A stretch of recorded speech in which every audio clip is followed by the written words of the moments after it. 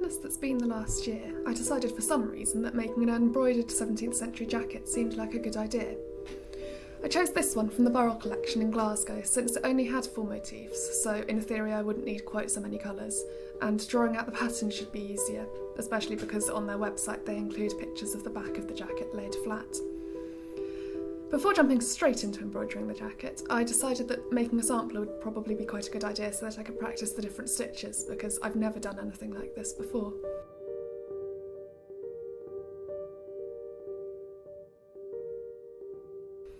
I picked the rose motif to do on the grounds that the curves of the petals looked more complicated than the other flowers, well, except the bluebells, but I didn't have enough blue thread at that point. I made my first sample before I thought that this process might be of interest to other people, so I'm afraid I've only got pictures of it, but to be honest, this process was a complete mess. I had no idea what I was doing, and it rather shows in the first few leaves and petals.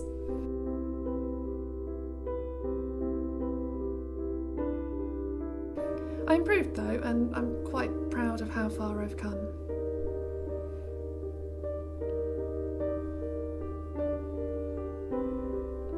You can see all of the stitches lie flat and parallel, and they're not in peculiar lumps and bumps and random wiggles.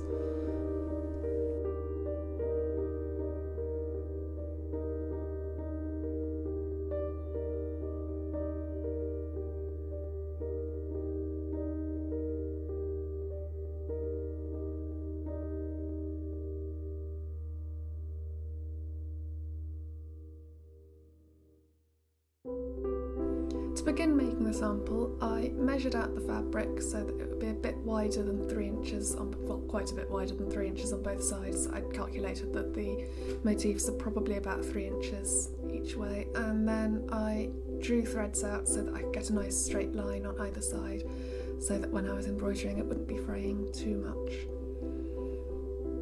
It was then a case of cutting out the rectangle, which wasn't massively difficult, and the nice thing about pulling threads is that you can definitely make sure that you've measured the right way and that you're cutting along the right measures, because it's in nice straight parallel lines. I'll grant that these probably aren't the best scissors for cutting fabric out, but I'd mislaid my fabric shears at this point, so these served well enough. And then it was a case of ironing the fabric, which I probably should have done before the measuring and cutting out, but there's nothing like doing things in completely the wrong order.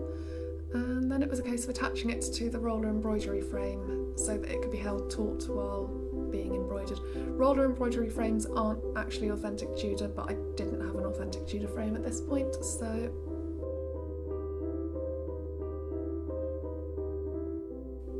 the nice thing about roller embroidery frames is that you can have an embroidery of indefinite length that you can then roll up on either side, whereas the slate frames that the Tudors used, it's more difficult to roll the fabric. In fact, you can't because they're square rather than round.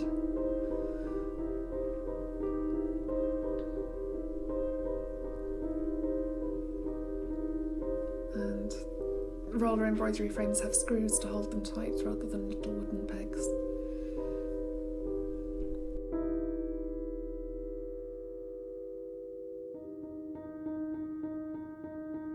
The pattern came from the flat photograph of the back of the jacket in the Burrell collection website.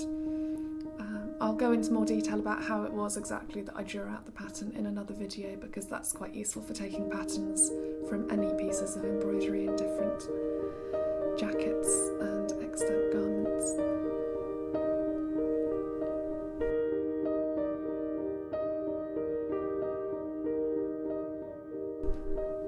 I used my laptop as a sort of light box, which I suppose is cheating because originally it would have been done using a printed piece of paper with holes poked through along the lines of the pattern that would then be dusted with chalk, but it was an awful lot quicker and neater just to do it with pencil.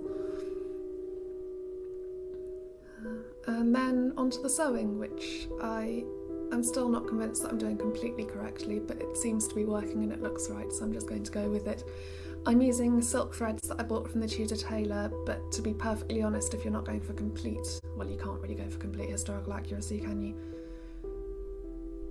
if you're not too worried about the materials that you're using, DMC cotton thread will work just as well. It was just useful to have the Tudor Tailor because they've got a limited number of colours and I am terrible at making decisions about things. Devere yarns are good for silk threads as well, but they have so much choice it's slightly overwhelming. I wish the embroidery went this quickly in real life.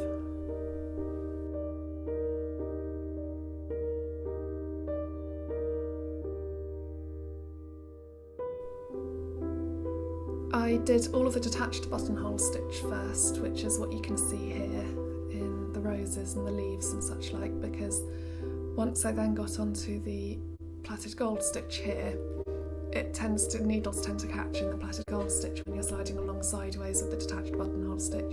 So it's an awful lot easier to do the detached buttonhole stitch and then the plaited braid stitch afterwards. And that way you can also join the plaited braid stitch to the bits it's meant to join to, like the little funny swirls and curves that are sticking out in various places.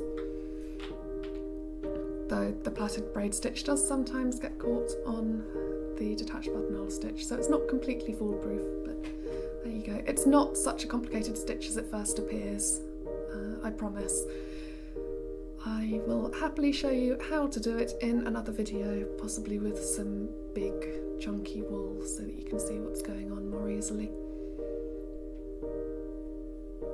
It's quite nice once you get into the rhythm of it to be able to just not think about it and just do.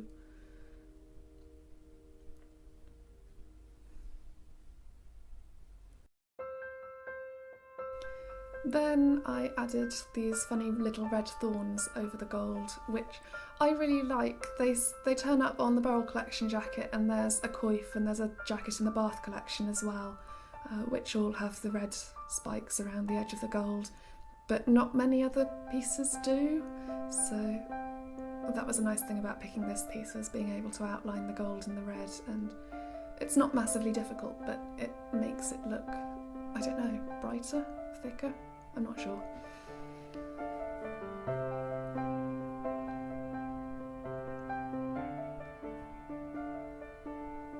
I've completely missed out showing you doing the chain stitch and the stem stitch that I used to add the gold details to the leaves, but never mind.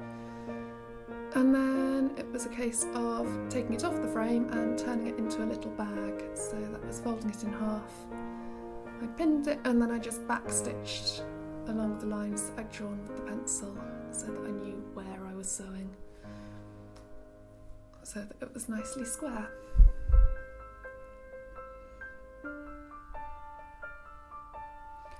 I suppose I ought to fully disclose now, I have no idea where this bag has ended up, and I don't have any footage of it as a finished item, or indeed any pictures of it as a finished item, so there isn't going to be a finished project reveal thing at the end of this because it's entirely absent. Anyway, I lined it in some pretty yellow silk offcuts that I had from I have no idea where. In place of the finished bag reveal, I'm just going to have to show you some more footage of the embroidery as it is in progress for the jacket.